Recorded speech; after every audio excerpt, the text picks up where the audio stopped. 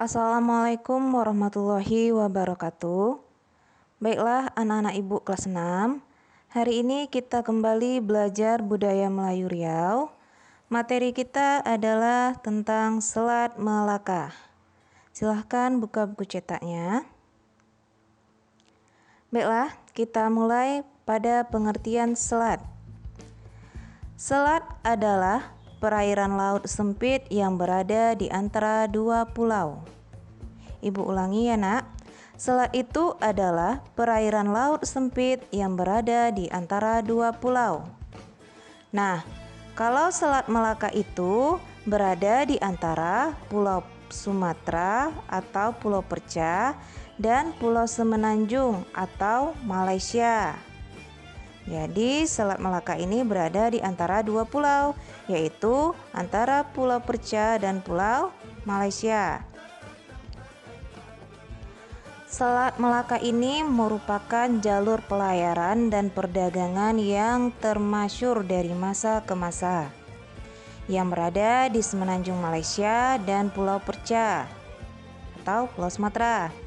Jadi selat ini letaknya itu sangat strategis dan menghubungkan perdagangan dari Nusantara ke India dan Cina.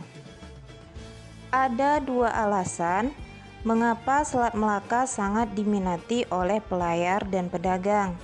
Yang pertama, pelabuhannya terlindung dari angin kencang dan badai. Yang kedua, tidak banyak ditumbuhi pohon bakau sehingga memudahkan kapal besar untuk berlabuh. Jadi kan selat ini letaknya di antara dua pulau, letaknya di tengah-tengah, sehingga dia terlindung dari angin yang kencang dan badai, dan tidak banyak juga daerah sekitar situ ditumbuhi pohon bakau, sehingga kapal yang lain itu mudah untuk berlabuh. Berikutnya, ada beberapa negara yang mampu mengelola sumber daya alam di Selat Melaka dengan baik. Yang pertama itu ada Singapura, di mana Singapura ini mampu mendapatkan 10 miliar dolar Amerika Serikat setiap tahunnya dari biaya kapal berlabuh saja. Singapura ini juga mampu membangun pelabuhan kapal terbesar nomor 4 di dunia.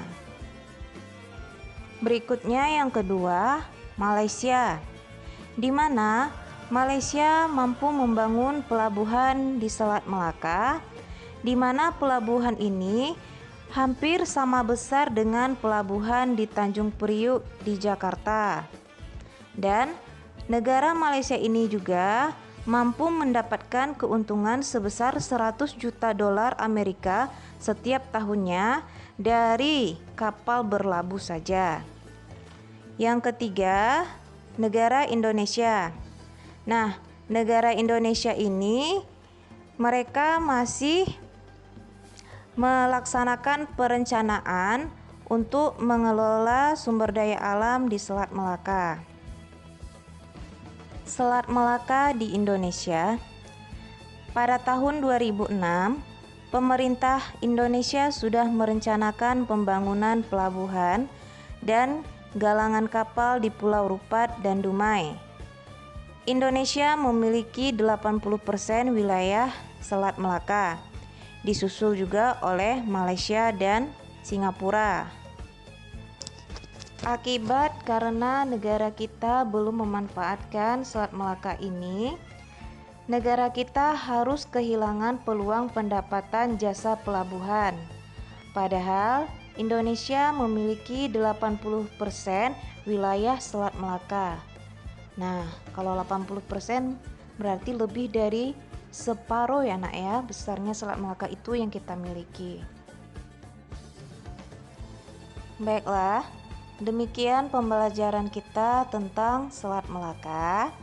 Sekarang anak ibu kerjakan tugas di kertas double folio. Demikian pembelajaran kita hari ini. Wassalamualaikum warahmatullahi wabarakatuh.